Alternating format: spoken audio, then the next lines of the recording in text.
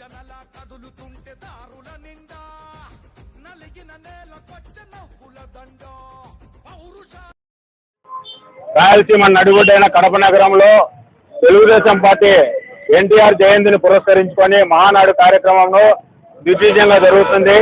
ఈ కడప జిల్లా వాసులు కపటం లేని వ్యక్తులని నిరూపించుకున్నాము. ఎవరొచ్చినా ఆదరిస్తాము.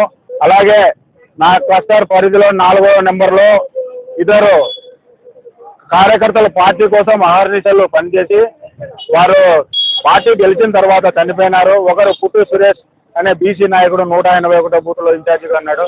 అలాగే 226 బూత్లో బైరెడ్డి వెంకటరామరెడ్డిని ఒక పెద్ద సీనియర్ రిటైర్డ్ ఎంప్లాయీ పార్టీ కోసం పనిచేసిన ఆయన కూడా చనిపోయాడు. ఈ సందర్భంగా వారి ఇరువురికి నివాళులు అర్పిస్తున్నాము. వారికి దేవుడు మనశ్శాంతి కల్పించాలని ఈ సందర్భంగా కోరుకుంటున్నాము.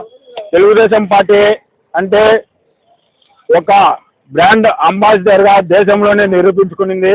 జాతీయ పార్టీలకు ధీటుగా పోటీ పడే తత్వంలో మనం ఉన్నాము. అలాగే రామారావు గారు ఒక ఉన్నత ఆశయంలో పార్టీని స్థాపించారు. ఆ రోజు అదే ఉన్నత ఆశయంలో ఎన్ని అవమానాలు వచ్చినా ఎన్ని సంక్షోభాలు వచ్చినా వాటిని అన్నిటిని చంద్రబాబు నాయుడు గారు అవకాశంగా మలుచుకొని ఈరోజు పార్టీని 164 సీట్లు జనసేన బీజేపీ అన్ని కూటమితో కలుపుకొని దేశంలోనే ఒక సుస్థిరమైన ప్రభుత్వాన్ని అటు బీజేపీని ఇట తెలుగుదేశం పార్టీని రెండించారు. కాబట్టి చంద్రబాబు నాయుడు గారు నిన్న కూడా ఈ కడపలో ఇన్ని మహానాడులు జరిపాను, నేను ఇంత ప్రశాంతంగా ఇంత కూల్గా ఎక్కడా లేదని కడపను ఆయన పొగిడారు. అది మాకు చాలా సంతోషదాయకం ఉంది. ఇంకా కడప నుంచి 7 సీట్లే గెలిచాం. నెక్స్ట్ ఎలక్షన్లో 3 కూడా గెలుస్తాం. అలాగే స్థానిక సంస్థలైన కార్పొరేషన్, పంచాయతీరాజు, ఎంపీటీసీ, మండలం, జెడ్పీటీసీ అన్ని కైవసం చేసుకొని ఈ రాయలసీమలో కడప నగరానికి ఒక ప్రత్యేక చరిత్ర సృష్టించే రాబోయే రోజులు ఉన్నది. అది మన ప్రియతమ నాయకుడు లోకేష్ బాబు గారు యువగలం పాదయాత్రతో ఒక సునామీ సృష్టించి ఆయన కృషి కష్టం ఎంతో ఉంది.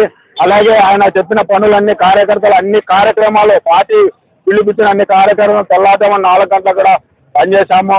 కడప నగరంలో తెలుగుదేశం పార్టీని గెలిపించి ఒక చరిత్ర సృష్టించాము. ముందు కూడా ఈ పరంపర ఇలాగే కొనసాగుతుందని ఈ సందర్భంగా చెప్తున్నాం.